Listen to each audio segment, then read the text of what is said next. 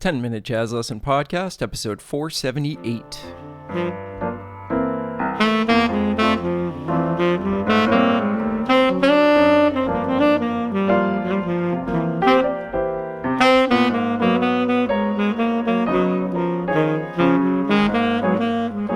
Hey everybody, welcome back to episode 478 of the 10-Minute Jazz Lesson Podcast. New month means new series, and this month we're going to talk about new and interesting and beneficial ways to practice your scales. Scale practice, I think, is an essential study of sort of the DNA of music.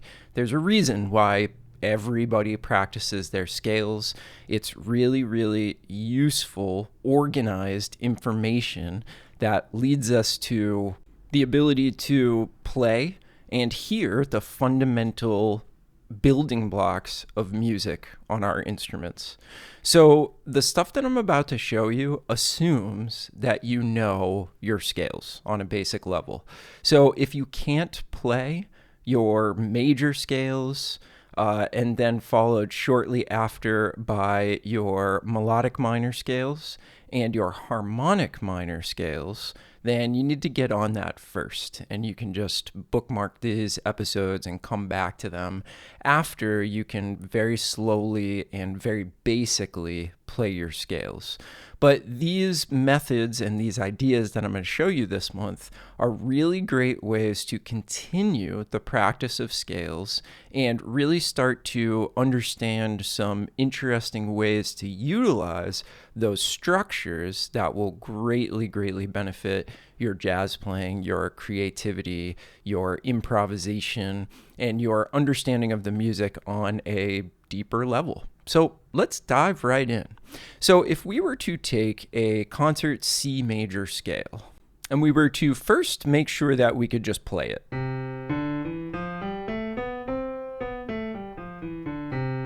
Just straight up and straight down, that's going to be really, really important, right? Now, you may want to do some things on your instrument that are instrument specific, like on saxophone. I would want to make sure that I could play that the full range of my instrument.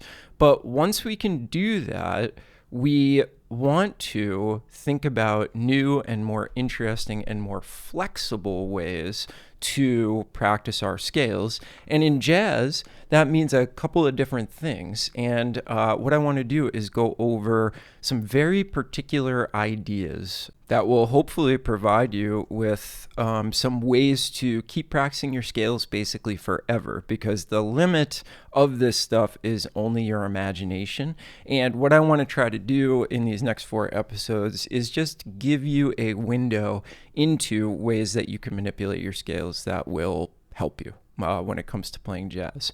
So what we're going to do this month is we're going to focus on playing our scales in a 4/4 time signature, but manipulating them in various ways that are going to be really, really useful in our daily lives as playing jazz musicians. So what I first want to do is I want to present you with a really, really basic swing drum track that's in 4/4. It sounds like this.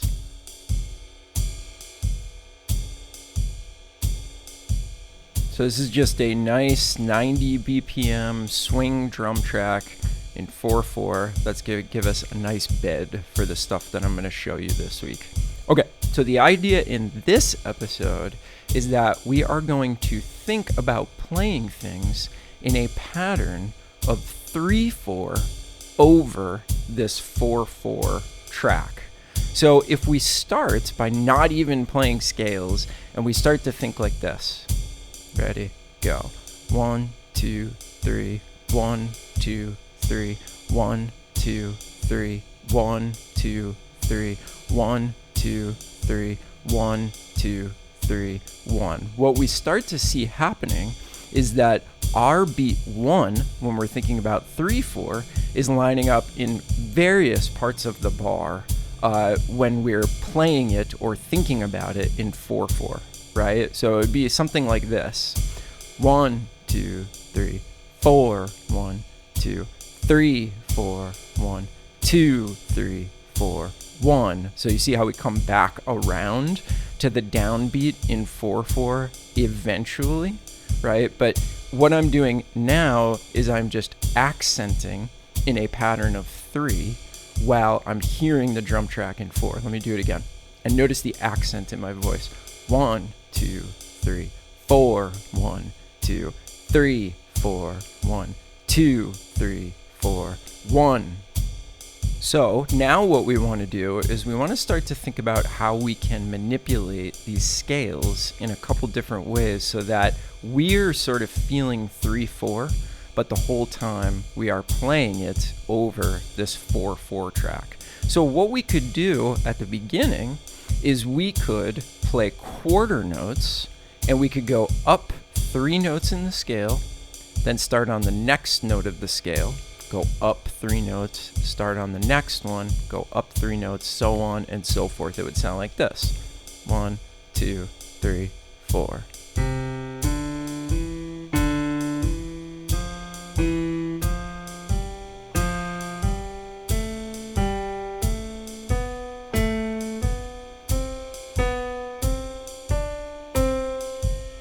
Hear how that works? So we're playing 3-note groupings in quarter notes, but we're playing that over this 4/4 beat, okay? That's the most basic way that you can play 3/4. Now, I would make sure that you can do that before you do anything else that I'm about to show you. But what we basically want to do is now we want to carry that out to different rhythms, right? So what if now we're thinking 3/4 and the rhythm is going to be 1 and 2, 3, 1 and 2, 3, 1 and 2, 3, 1 and 2, 3. Okay? So now what we're going to do is we're going to do a 4-note pattern that is going to take us up the scale, 2 eighth notes, 2 quarter notes, and then repeat that. 1, 2, 3, 4.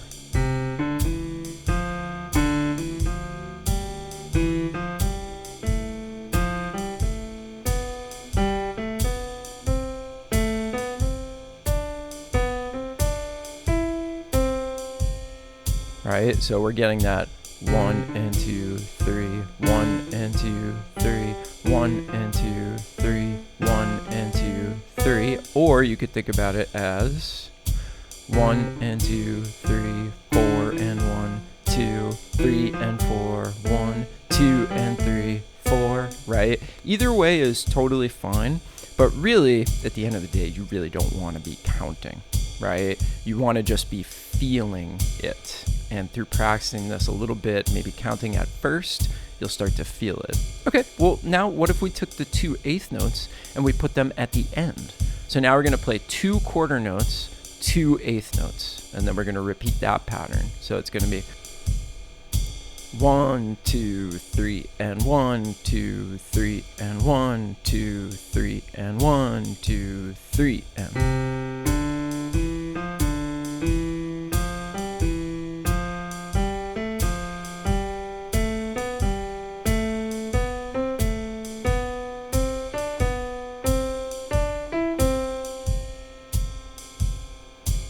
So there's another characteristic 3/4 rhythm that we hear a lot when we're playing in 3/4 that we're just going to be superimposing over 4/4.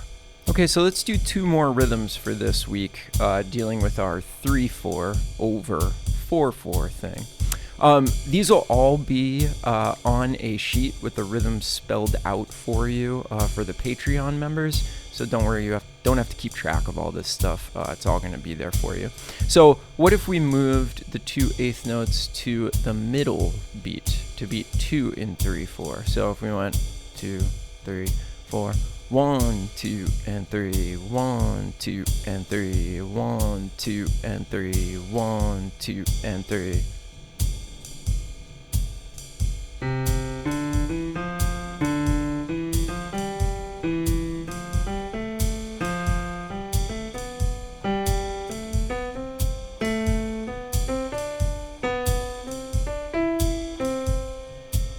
There's another one. All right, what if we did 1 and 2 and 3?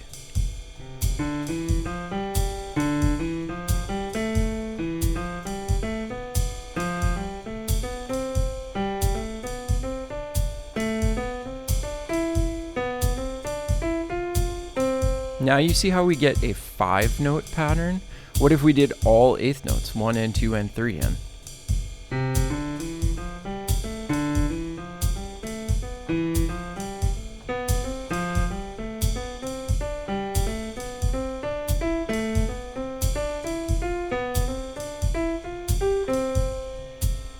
What if we did 1 quarter note followed by 4 eighth notes?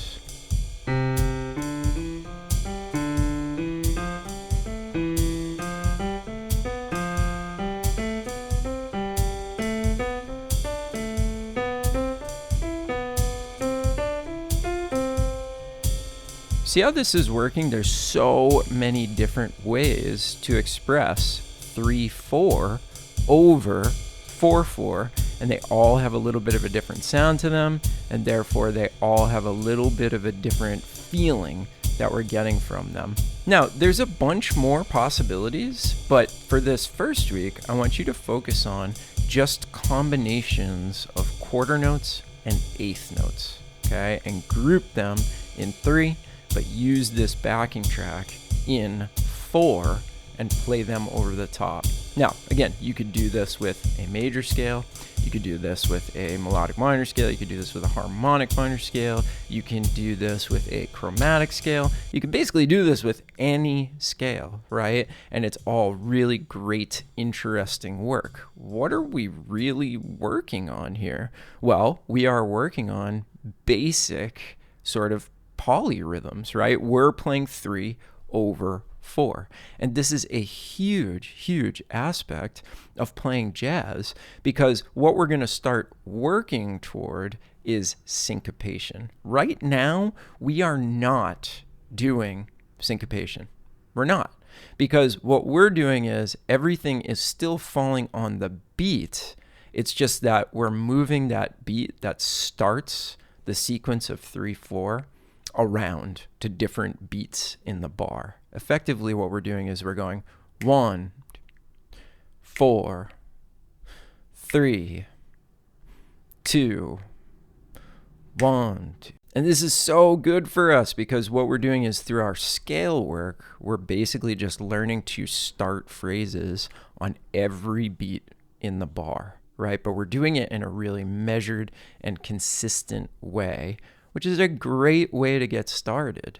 But this will undoubtedly open up your ability to function in 4/4 because it's going to make you put things in different places. Now, it's also really important to realize that I am only doing this in stepwise motion, but there's a ton of different ways that you could go about this. What if we went back to that basic quarter note rhythm and instead of going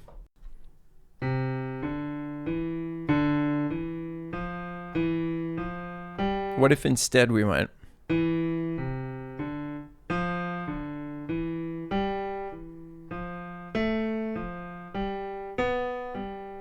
so you see what I'm doing? I'm just changing the order of notes into something that's maybe a little bit more melodic.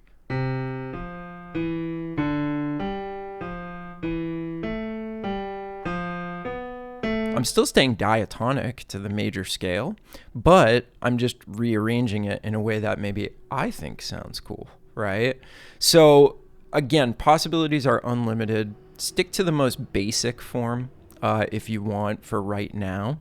And what I'll have for everybody that's a Patreon member is a sheet with a whole bunch of rhythmic possibilities on it. And then all you need to do is apply that to a scale of your choosing in a key of your choosing, and you're off to the races. I'll also give you those drum backing tracks in 2 different tempos. We'll do 90 BPM, which I've been using here, and 120 BPM so that you could try it a little bit faster because the feeling does change depending on the tempo. So I'll give you both of those tracks just to make it a little bit more fun for you and give you some separate experiences. I do recommend staying slow. You can also do this with a metronome on 2 and 4 or a metronome on all 4 beats with an accent on beat 1, and it'll still recreate that feeling of, okay, this is in 4/4. So lots of flexibility here, but if you're sort of bored with your scale practice, you got the basics out of the way, and you want to dive into something that's going to be a little bit more fun and exciting and beneficial, this is the way to go. A lot more to come this month, so make sure you tune back in for our next episodes. And if you want to get your hands on all the materials, all the supporting materials from this episode, we are a listener-supported podcast, which means we don't do any kind of advertisements on the show. Instead, we rely on the people getting the benefits out of this stuff, you, the jazz student, to support us and keep this thing going. We do that through the Patreon platform in the form of a very small monthly donation.